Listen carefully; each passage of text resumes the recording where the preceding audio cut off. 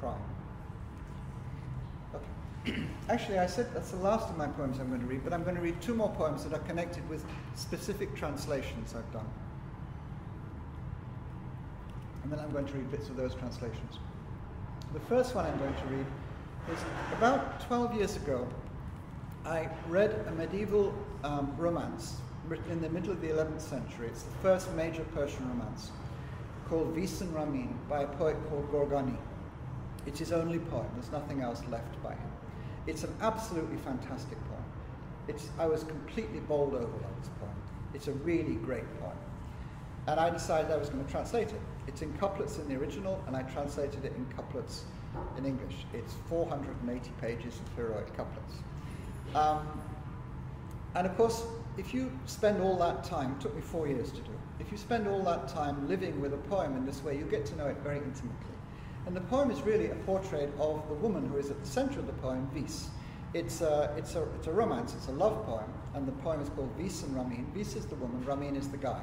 But Ramin doesn't really matter in the poem. He's a sort of cipher. The poem is really about Vis. It's a portrait of Vis, and the poet is very interested in presenting Vis as this young, feisty woman who decides what she wants to do to her life, and my God, she's going to do it, although there's every obstacle possible in the way to her doing it. And I really got quite taken with Vis as I worked on this poem. And I finally wrote a poem about Vis when I started to translate the poem. This is called To Vis, on translating Gorgani's Vis and Ramin. I showed this poem to my wife, and she said, well, if you're going to fall in love with somebody, I suppose an 11th century Persian princess is okay. To Vis, on translating Gorgani's Vis and Ramin.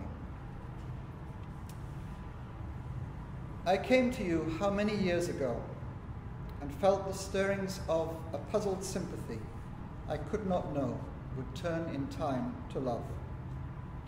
Love that took on the idiom you taught, the foreign heart you'd caught. And how insistently you chivied me. When will you get to work? A little time, Vis, give me time, you'll see. Dick, all you do is shirk your promises. Why do you make them then? You're weak, like other men. And so I sat before day dawned each day and parsed your words and turned to English rhymes the words you'd have me say.